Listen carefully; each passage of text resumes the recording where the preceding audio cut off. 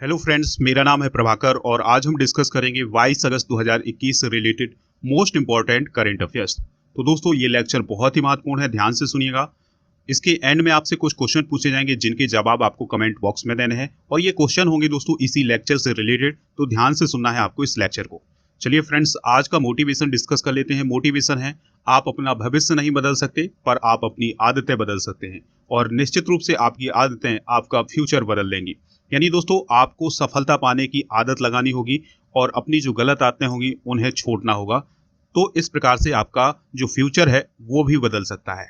तो चलिए फ्रेंड्स, आज का टारगेट डिस्कस कर लेते हैं। इस लेक्चर का 200 लाइक का है, तो लाइक कर दीजिएगा और दोस्तों को शेयर जरूर करिएगा। आप हमें खबरिया पर भी फॉलो कर सकते हैं, यानी स्टडी कर को आप खबरिया पर जरूर फॉलो करें, वहां पर आपको मोस्ट इंपॉर्टेंट ऑडियो लेक्चर मिल जाएंगे।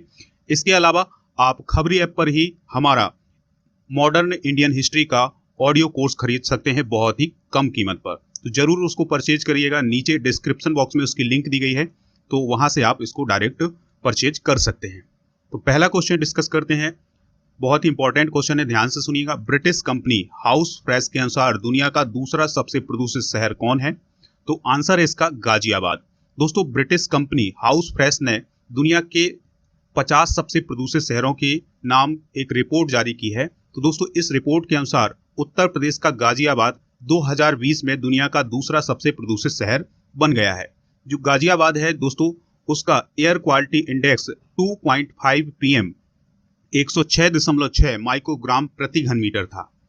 इस रिपोर्ट के अनुसार 2020 में बांग्लादेश दुनिया का सबसे प्रदूषित देश था। 2020 में पाकिस्तान, भारत और मंगोलिया दुनिया के अन्य सबसे प्रदूषित देश हैं।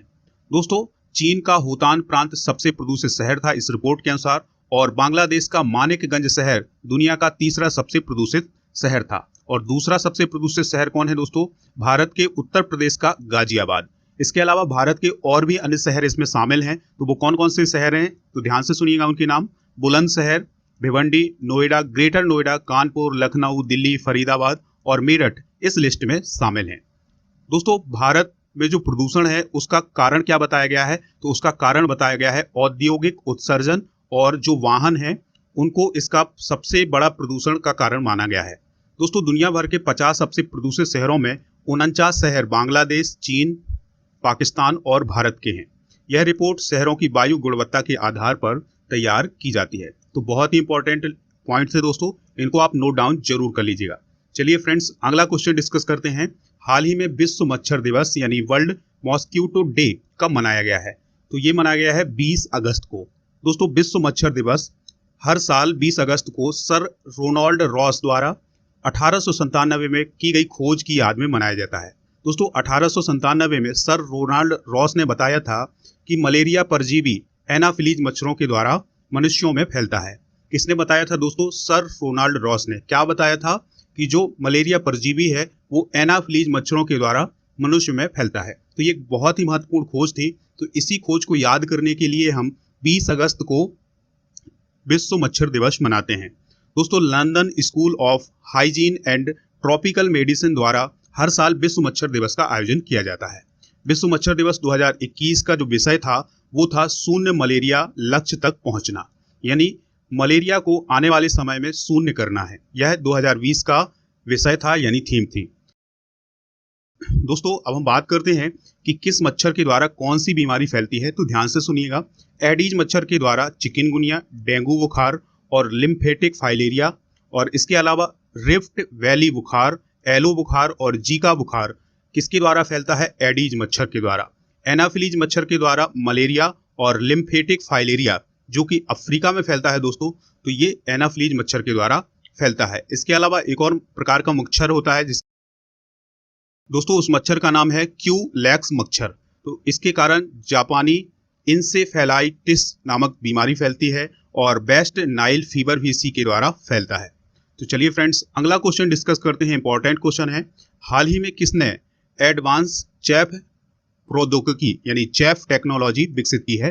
तो हाल ही में डीआरडीओ के द्वारा एक चैफ टेक्नोलॉजी को विकसित किया गया है। अब इसको हम समझते हैं दोस्तों, ये चैफ टेक्नोलॉजी क्या है। तो इंडियन एयरफोर्स को दुश्मन के राडार से बचाने के लिए डीआरडीओ ने चैफ टेक्नोलॉजी को डेवलप किया है।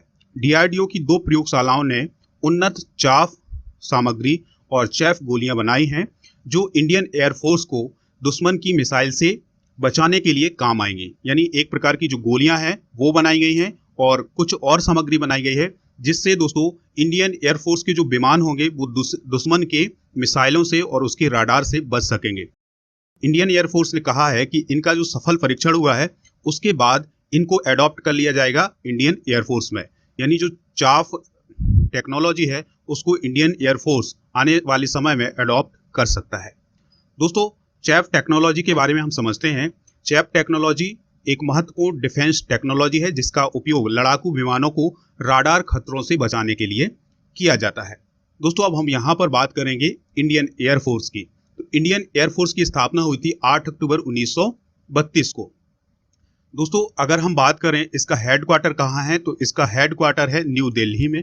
इसका मोटो क्या है तो दोस्तों इसका संस्कृत में मोटो है नवः स्पर्शम दीप्तम। दोस्तों इसके कमांडर इन चीफ कौन होते हैं तो हमारे देश की जो तीनों सेनाएं होती हैं उसके कमांडर इन चीफ हमारे प्रेसिडेंट ऑफ इंडिया होते हैं। इसके अलावा चीफ ऑफ एयर स्टाफ कौन है हाल ही में, air chief marshal Rakesh Kumar Singh Bhadauria वर्तमान में चीफ ऑफ एयर स्टाफ हैं। यानी जो वायुसेना अध्यक्ष हैं वो कौन है, राकेश कुमार सिंह भदौरिया। दोस्तों चलिए अब हम बात करते हैं डीआरडीओ के बारे में। डीआरडीओ का फुल फॉर्म होता है defence research and development organisation. दोस्तों इसका फॉर्मेशन हुआ था 1958 में और इसका हेडक्वार्टर है न्यू दिल्ली में। इसका जो मोटो है वो है संस्कृत में बलस्य मूलम विज्ञानम। और डीआरडीओ का काम क्या होता है, यानी रक्षा से संबंधित जो भी उपकरण है, यानी जो एयरफोर्स या जो मिलिट्री है उससे को रक्षा से रिलेटेड जो भी उपकरण होंगे वो कौन बनाता है, डीआरडीओ बनाता है। दोस्तों ये किस मिनिस्ट्री के अंतर्गत आता है तो ये मिनिस्ट्री ऑफ डिफेंस के अंतर्गत आता है। और हाल ही में हमारे मिनिस्टर ऑफ डिफेंस कौन है दोस्तों, राजनाथ सिंह है। और जो डीआरडीओ है, डीआरडीओ के चेयरमैन कौन है तो डॉक्टर जी सतीश रेड्डी वर्तमान में डीआरडीओ के चेयरमैन है। अगला क्वेश्चन डिस्कस करते हैं, इंपॉर्टेंट क्वेश्चन है, हाल ही में सद्भावना दिवस कब मनाया गया है तो दोस्तों ये मनाया गया है 20 अगस्त को। सद्भावना दिवस हर साल 20 अगस्त को भारत के पूर्व प्राइम मिनिस्टर राजीव गांधी की जयंती के उपलक्ष्य पर मनाया जाता है। यह दिन सभी धर्मों के भारतीय लोगों के बीच राष्ट्रीय एकता, शांति, स्नेह और सांप्रदायिक सद्भाव को प्रोत्साहित करने के लिए मनाया जाता है। दोस्तों साल 2021 में राजीव गांधी की 77वीं जयंती मनाई गई है। राजीव गांधी राष्ट्रीय सद्भावना पुरस्कार 1992 से राजीव गांधी की स्मृति में स्थापित किए गए थे। दोस्तों राजीव गांधी राष्ट्रीय सद्भावना पुरस्कार कब से दिए जाते हैं, 1992 से। चलिए फ्रेंड्स अब हम राजीव गांधी के बारे में बात कर लेते हैं। वह 1984 से लेकर 1989 के बीच भारत के 6वें प्रधानमंत्री थे। वह 40 वर्ष की आयु में सबसे कम उम्र में भारत के प्रधानमंत्री बन गए थे। यानी भारत के अब तक के सबसे युवा प्राइम मिनिस्टर कौन है दोस्तों, राजीव गांधी हैं। उनका जन्म 20 अगस्त 1944 को बॉम्बे में हुआ था। उन्होंने विज्ञान और टेक्नोलॉजी और संबंध उद्योगों को बढ़ावा दिया है। इसके अलावा दोस्तों राजीव गांधी को भारत की सूचना टेक्नोलॉजी यानी इंफॉर्मेशन टेक्नोलॉजी और दूरसंचार क्रांति के जनक के रूप में भी जाना जाता है। अगला क्वेश्चन है दोस्तों, बहुत ही इंपॉर्टेंट क्वेश्चन है, हाल ही में कौन आर्थिक विकास संस्थान यानी इकोनॉमिक डेवलपमेंट इंस्टीट्यूट के अध्यक्ष के रूप में चुने गए हैं तो दोस्तों वो कौन चुने गए हैं, एन.के. सिंह। 15वें वित्त आयोग के अध्यक्ष हैं एन.के. सिंह, तो उन्हें आर्थिक विकास संस्थान सोसाइटी के अध्यक्ष के रूप में चुना गया है। उन्होंने पूर्व प्रधानमंत्री डॉक्टर मनमोहन सिंह का स्थान लिया है। दोस्तों अगर हम मनमोहन सिंह की बात करें तो ये साल 1992 से लेकर के अभी तक आर्थिक विकास संस्थान सोसाइटी के अध्यक्ष रहे हैं। और हाल ही में डॉक्टर मनमोहन सिंह ने एन.के. सिंह का नाम सुझाया था कि अब उन्हें आर्थिक विकास संस्थान सोसाइटी का अध्यक्ष बनाया जाए। दोस्तों कृषि और ग्रामीण विकास, पर्यावरण और संसाधन, अर्थशास्त्र, वैश्वीकरण और व्यापार, उद्योग, श्रम और कल्याण आर्थिक विकास संस्थान के अनुसंधान के मुख्य क्षेत्र हैं। यानी जो दोस्तों कृषि और ग्रामीण विकास और इन्वायरमेंट और संसाधन अर्थशास्त्र जो होता है उसके बारे में रिसर्च कौन करता है, आर्थिक विकास संस्थान। अब हम आर्थिक विकास संस्थान के बारे में और भी बातें जान लेते हैं। इसकी स्थापना हुई थी 1952 में और इसकी स्थापना किसने की थी, प्रख्यात अर्थशास्त्री V.K.R.V. राव ने। दोस्तों इंस्टीट्यूट ऑफ इकोनॉमिक ग्रोथ उन्नत अनुसंधान और प्रशिक्षण के लिए एक स्वायत्त और बहुविषयक केंद्र है। यह आर्थिक और सामाजिक विकास के क्षेत्र में कार्य करता है और आर्थिक और सामाजिक विकास के क्षेत्र में काम करने वाली ये सबसे बड़ी शैक्षणिक संस्था है। दोस्तों वर्तमान में इसके अध्यक्ष कौन है? तरुण दास हैं और इसके निदेशक कौन है? प्रोफेसर अजीत मिश्रा हैं। चलिए फ्रेंड्स, अगला क्वेश्चन डिस्कस करते हैं। कौन सा राजमार्ग भारत का पहला इलेक्ट्रिक वाहन अनुकूल राजमार्ग बन गया है? तो वो राजमार्ग है दोस्तों दिल्ली चंडीगढ़ हाईवे। दिल्ली चंडीगढ़ हाईवे भारत का पहला इलेक्ट्रिक वाहन अनुकूल राजमार्ग बन गया है। दोस्तों हाईवे पर 25 से 30 किलोमीटर के नियत अंतराल पर सौर आधारित इलेक्ट्रिक वाहन चार्जिंग स्टेशन स्थापित किए गए हैं। अब इसको हम ध्यान से समझ लेते हैं कि जो ये हाईवे है दिल्ली चंडीगढ़ हाईवे, इसके हर एक 25 से 30 किलोमीटर पर इलेक्ट्रिक वाहन को चार्ज करने के लिए इलेक्ट्रिक वाहन चार्जिंग स्टेशन बनाए गए हैं। दोस्तों अगर हम बात करें इलेक्ट्रिक वाहन चार्जिंग स्टेशन की, तो इसको डेवलप किया है भारत हेवी इलेक्ट्रिकल लिमिटेड ने। दोस्तों ये चार्जिंग स्टेशन भारत में चलने वाली सभी तरह की इलेक्ट्रिक कारों को चार्ज कर सकते हैं। दोस्तों अंतर्राष्ट्रीय ऊर्जा एजेंसी के अनुसार 2030 तक भारत के नए वाहनों की बिक्री का लगभग 30% इलेक्ट्रिक वाहन होंगे। यानी आने वाले समय में यानी 2030 तक जो भारत में वाहन बिकेंगे उसमें से 30% वाहन इलेक्ट्रिक वाहन होंगे। तो ये किसने कहा है? अंतर्राष्ट्रीय ऊर्जा एजेंसी ने। चलिए फ्रेंड्स, आज के जीके डोज की बात कर लेते हैं। इसमें हम जीके से रिलेटेड 10 क्वेश्चन रिवाइज करेंगे। तो पहला क्वेश्चन ध्यान से सुनिएगा। पृथ्वी अपनी धुरी पर कितने कोण पर झुकी हुई है? तो 23.5 डिग्री पर झुकी हुई है। दूसरा क्वेश्चन है वायुमंडल में ऑक्सीजन की मात्रा कितनी है? तो 21% है। वायुमंडल में कार्बन डाइऑक्साइड की मात्रा कितनी है दोस्तों? तो 0.03% वायुमंडल में कार्बन डाइऑक्साइड की मात्रा है। चौथा क्वेश्चन है ब्रॉड गेज रेलवे लाइन की चौड़ाई कितनी होती है? तो 1.676 मीटर होती है। और भारत में पशुओं का सबसे बड़ा मेला कहाँ लगता है? तो ये लगता है सोनपुर बिहार में। 38वीं पैरेलल किन दो देशों को बांटती है? तो जो 38वीं पैरेलल लाइन है दोस्तों वो उत्तर और दक्षिण कोरिया को डिवाइड करती है। अष्टाध्यायी किसने लिखी है? यानी अष्टाध्यायी नामक पुस्तक जो दोस्तों वो किसने लिखी है? वो लिखी है पाणिनि ने। बल्ब का फिलामेंट किसका बना होता है? तो ये टंगस्टन का बना होता है। और 9वां क्वेश्चन है दोस्तों तीसरी बौद्ध काउंसिल कब, कहाँ और किसके संरक्षण में हुई थी?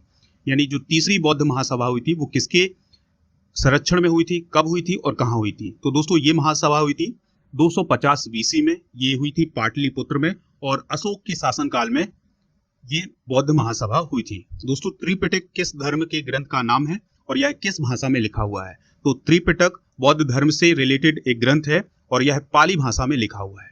तो बहुत ही महत्वपूर्ण क्वेश्चन थे जीके के। तो दोस्तों इनको भी आप नोट डाउन कर लीजिएगा। जाने से पहले आपको बता दें कि आप अनअकैडमी पर राजा गुप्ता को फॉलो कर लीजिएगा, जहां पर आपको उनकी लाइव क्लासेस मिलेंगी और उनके माध्यम से कोई भी कोर्स खरीदना चाहते हैं तो आपको एक रेफरल कोड यूज करना होगा और वो रेफरल कोड है राजा नंबर 1। तो इसका यूज जरूर करिएगा और कोर्स अगर आप खरीदते हैं तो आपको बहुत ही भारी डिस्काउंट मिल सकता है। दोस्तों आप हमारे टेलीग्राम चैनल को ज्वाइन कर लीजिएगा, जहां पर आपको PDF मिल जाएगी, क्विज मिल जाएंगे, इसके अलावा टेस्ट भी देने को मिल जाएंगे। तो इसका लिंक आपके डिस्क्रिप्शन बॉक्स में है, जरूर फॉलो करें उसको। तो अगर आपको ये लेक्चर पसंद आया है तो इसको आप लाइक कर दीजिएगा, शेयर कर दीजिएगा दोस्तों को, जिससे स्टडी कर को सपोर्ट मिल सके। चलिए फ्रेंड्स, मिलते हैं नेक्स्ट लेक्चर में। जय